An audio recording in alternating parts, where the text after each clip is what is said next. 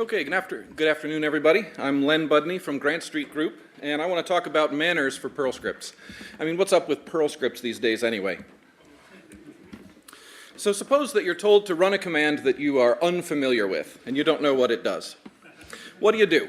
Well, a certain number of you will run it and see what happens.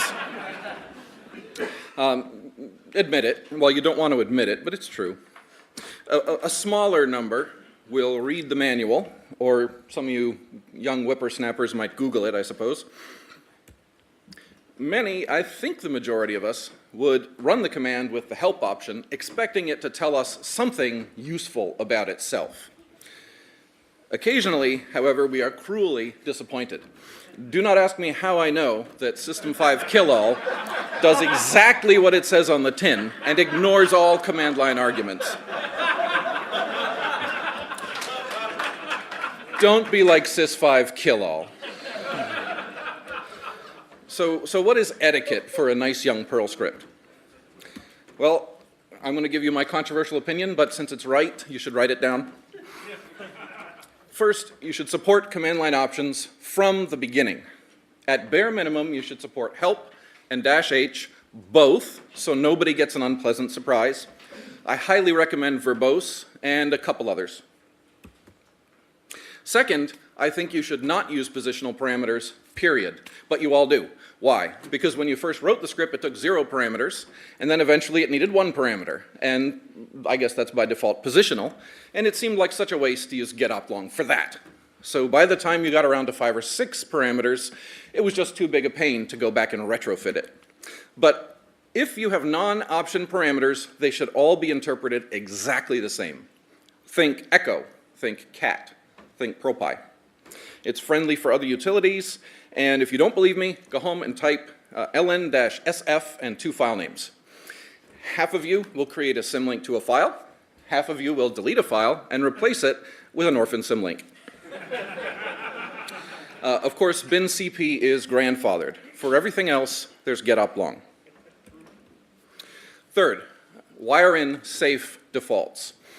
None of us do that either, because when we write a script, we save ourselves typing by wiring in the default case.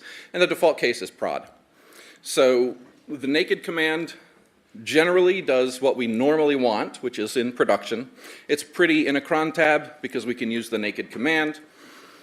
And you have to actually add an argument if you want it to do something harmless. You should do the opposite. At least one argument should be absolutely required before it does something dangerous.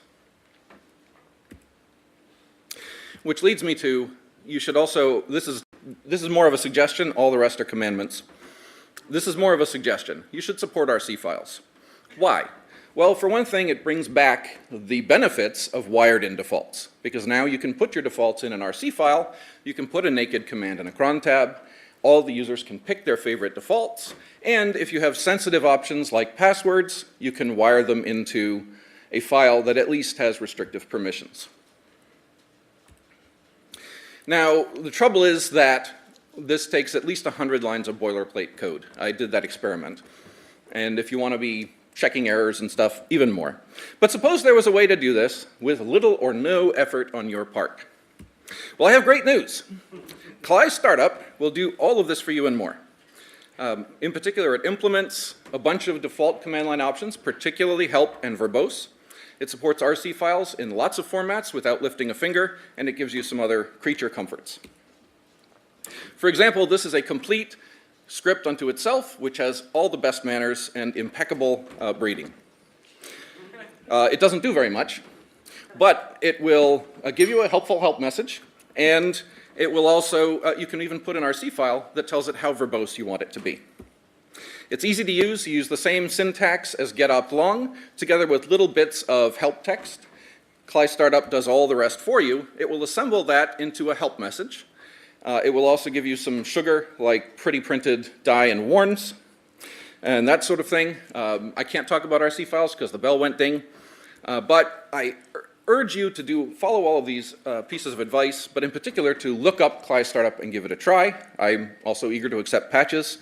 But everyone should do it starting now, because good manners are always in style.